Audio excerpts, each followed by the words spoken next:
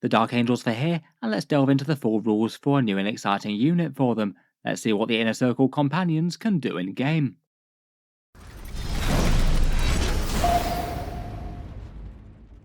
Hello and welcome back to Auspex Tactics, where today we're talking Dark Angels, and in this video I thought we'd do a full review of the Inner Circle companions from the new and upcoming Codex. In the video we'll talk over the miniatures briefly, then go through each section of the datasheet one by one, and then talk through a few possible rule synergies and combos and how I think about using them in game. The Inner Circle companions I think are perhaps one of the most interesting releases out of the new Dark Angels release, kind of a return to the classic robed veteran look for the faction, though these guys have some pretty funky lore, as these represent the Lion's Force of Redeemed Fallen, Space Marines from the chapters past that were under the command of those that fell to chaos, though never actually entered into any sort of pact with the Dark Gods themselves. When Lionel Johnson meets such a Space Marine, if he finds that their heart is pure, he's allowed to join their ranks, and then from there they fight with a vow of silence alongside the Dark Angels, fighting as an entirely separate formation and not sharing any counsel with them, and have often intervened to protect members of the Inner Circle in their hour of direst need. Perhaps slightly funky lore in my opinion. I can't really imagine that the high-ranking Dark Angels are too happy about Fallen showing up to help them save the day, though I suppose they'll have to live with it due to the Primarch's command. The miniatures were revealed on Christmas Day by Games Workshop, and they're going to be coming with the upcoming Dark Angels Codex full release. At the moment we've just got the Deathwing Assault Force box set, so these will follow on with the individual releases of the other kits. I do really like the miniatures, they're definitely getting back to classic Dark Angels robed veterans, and I guess you could always paint them up as standard Dark Angels with their more sort of bone-coloured robes and classic dark green hues, as opposed to the red and more black sort of colours they've gone for here. Kind of fun to see their heresy colour scheme on show though. In battle they fight with Calibanite greatswords, they've got all sorts of keys, sensors, reliquaries and incense burners all over them, and though it does look like their overall armour theme is Primaris, you can tell by some of the power plants on the backpacks, they do have a whole number of armour marks represented here, lots of relic parts and plates here that they've no doubt acquired over their years in exile. Judging by their datasheet it looks like there's just going to be 3 of them to a kit. Games Workshop perhaps didn't make it the most clear with the publicity images for them, though there are really quite a lot of ways that you can assemble them. Getting into the rules properly, and at the moment we don't know the full confirmed points cost for them yet. As with the rest of the codexes, they're going to be waiting a digital download, and in current 40k the individual points in each printed codex are sort of treated as a placeholder, more something to fill the gap than something to take too seriously. However, it is rumoured that their printed points cost is 105 points, which honestly I think would be kind of bad news when we get into the stats of these. I think they would have to be significantly cheaper to be particularly good in game. I'm sure that people will make a bit of a meal out of that, and it might well be justified, but in all honesty I really wouldn't get too stressed until we actually have the digital download, as it might be far less if they think that they're worth it.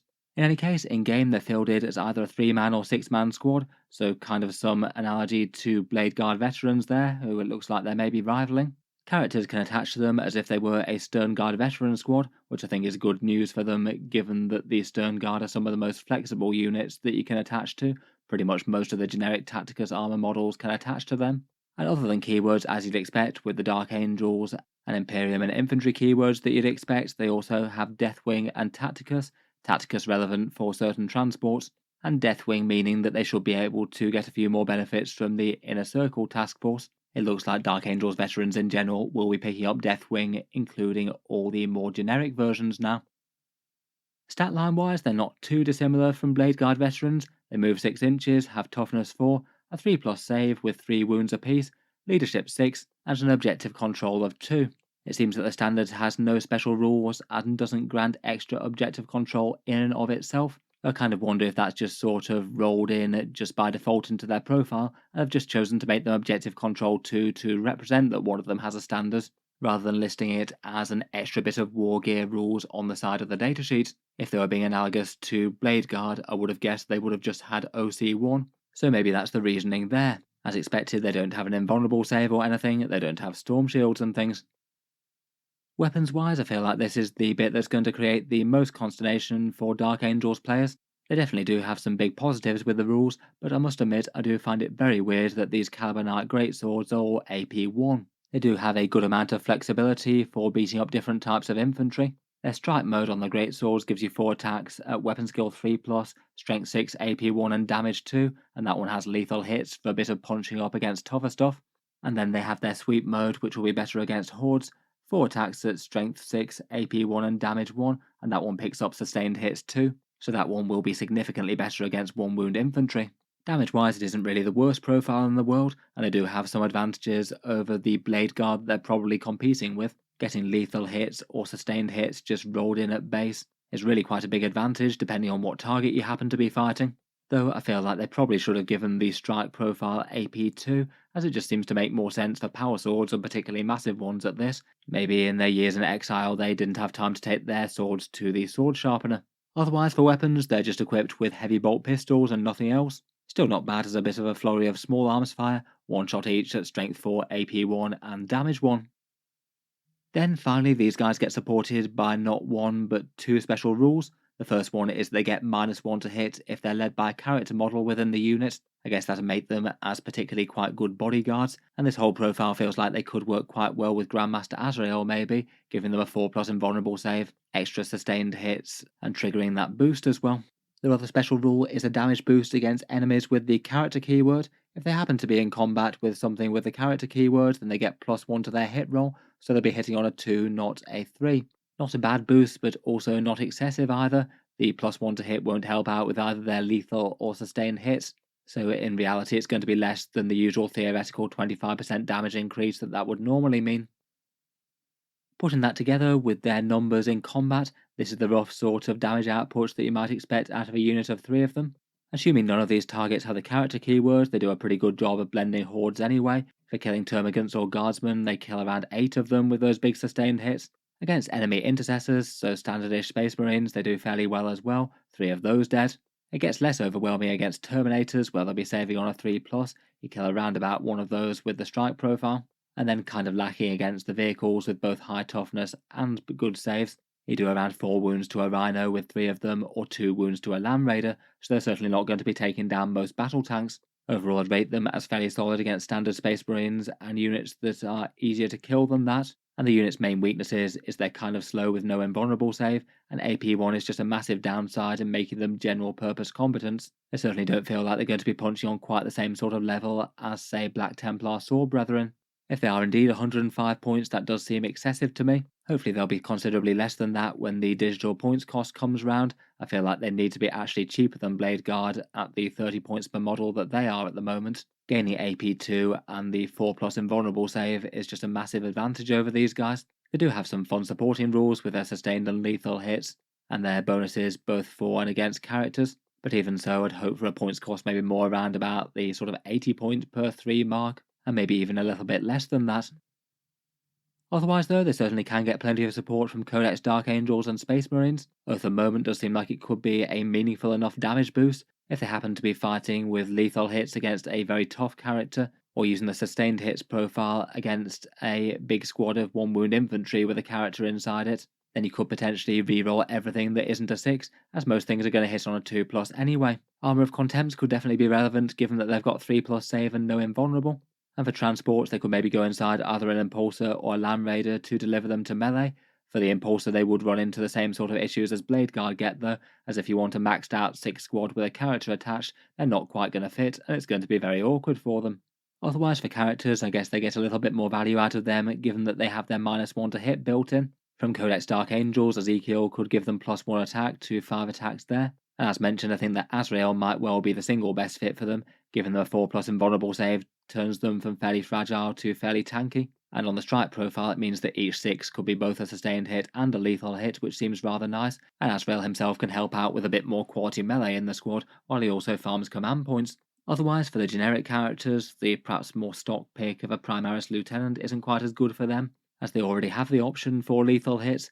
Maybe things like Chaplains or Apothecaries could be a bit more standout for them, making them wound a bit better, and they look like they're an interesting choice for the Apothecary, at least on paper, given that they're actually 3 wound models that can be restored in one go, which I don't think that the Apothecaries could have had before. Still though, I think my top pick would probably just be something basic like a Captain, or maybe Supreme Grandmaster Azrael. Otherwise, for the new Dark Angels detachments, I feel like there's not enormous amounts of synergy for these. The Unforgiven task force hasn't really changed all that much, and the boosts tend to help out ranged units a bit more. The company of hunters being so focused around Ravenwing just doesn't really do anything for them. Advancing and shooting on the core rule isn't great either. I guess for the Dark Angel's unique detachments, the Inner Circle Task Force is the one to look at for these guys. As their Deathwing infantry, they would count for the +1 to wound against the vowed target objective, though it doesn't look like they can get any of the enhancements on the squad at all, given that the Deathwing characters are all named ones or Terminators. They do have some okay stratagem support here, reroll wound rolls on that marked objective, -1 to wound in the shooting phase against enemy firepower, and fight on death on a 4+, all of those I guess could be conceivably helpful. Otherwise, for the Space Marine detachments, the Gladius or the Stormlance could both help out with advance and charge, I suppose. That could be handy enough on a fairly slow moving dedicated melee squad. And perhaps the Gladius's Lance stratagem seems extra nice for them. On the charge in Assault Doctrine, you could be getting advance and charge, +1 to wound, and an extra AP. The extra AP being very meaningful if you're hitting at AP1 with those swords. Otherwise, beyond that, maybe the only other one that feels kind of standout is the Vanguard Spearhead. You could even infiltrate the units, though I feel like you might want to do that with other things like perhaps even Deathwing Terminators. Cover and stealth would help their survivability though, and they've got things like reactive move shenanigans to enemy charges. Most of the stratagems tend to be fairly infantry focused. Otherwise, for most of the rest, I wouldn't rate them as high. Maybe the Firestorm interesting enough for the +1 to wound Crucible and Battle type stratagem. That might be one of the other standouts. Overall, for the units that they're going to be competing against, I feel like Blade Guard are going to be the ones that people will look at first. They're definitely similar in a 3 or 6 man squad with the damage 2 power weapons, and I would rate them as basically a bit more dangerous and have a bit more defense with the 4+ invulnerable. I feel like if these guys want to be good, despite their extra special rules, they're probably going to need to cost less than Blade Guard. Otherwise, for perhaps more cheap character escorts, like say accompanying Azrael around, perhaps company heroes or cheap intercessors might be the ones to beat. If they were priced around that sort of level, then I guess the Inner Circle companions wouldn't be as tough as either of those, but generally maybe a bit more threatening in melee, with quite a lot of mass attacks at damage 2, even if they are AP1. If they were quite good, I think I'd be most tempted to use them as a bodyguard for Azrael first, though I'd definitely have to weigh up against the company heroes if you just wanted a cheap guard squad. They're fairly fragile individually, so likely need to play carefully with terrain, maybe used as a bit more of a countercharge unit after a couple of turns of command point farming, and then could move up to push enemies off the objective. Compared with some though, they definitely feel like a squad that might need to pick their battles somewhat carefully, as they're really going to struggle against things with 2+ armor or heavy vehicles. They seem like a bit of a counter infantry squad overall. Overall, for actual strength, it is entirely points dependent at this point. I'm sure there'll be plenty of people lamenting AP-1 and their comparison to certain other units out there, but if Games Workshop do give them a price tag that's cheap enough in game, then these guys could be very strong indeed. If that rumoured points cost of 105 was correct, then they would be very, very weak, don't get me wrong. But even if that is the cost that's printed in the Codex, it absolutely doesn't mean it's going to follow through with the digital points download, and we just don't know what that is yet. My guess for these guys is that somewhere around perhaps 75 to 80 points they might seem kind of interesting. I feel that'd be low enough on the Blade Guards to not care quite as much about the invulnerable save loss or the AP. I'd certainly be interested to hear your thoughts as to what you'd want them priced at down in the comments.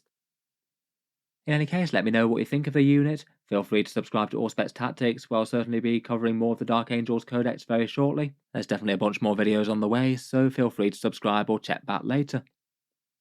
Finally, if you have been enjoying all the videos on the channel, I would just like to mention that Auspex Tactics does have a Patreon page as well, and you can find that linked in the video description if you'd like to help support and keep these coming. Channel patrons do get a fair few advantages, seeing certain videos early, regular votes to see what sort of things happen next on the channel, and automatic entry into the regular prize giveaways with a chance to win some big model kits each month. If any of that sounds good to you, or you'd just like to help support, the link is down in the video description. In any case, a massive thank you for listening, and I'll hope to see you guys next time.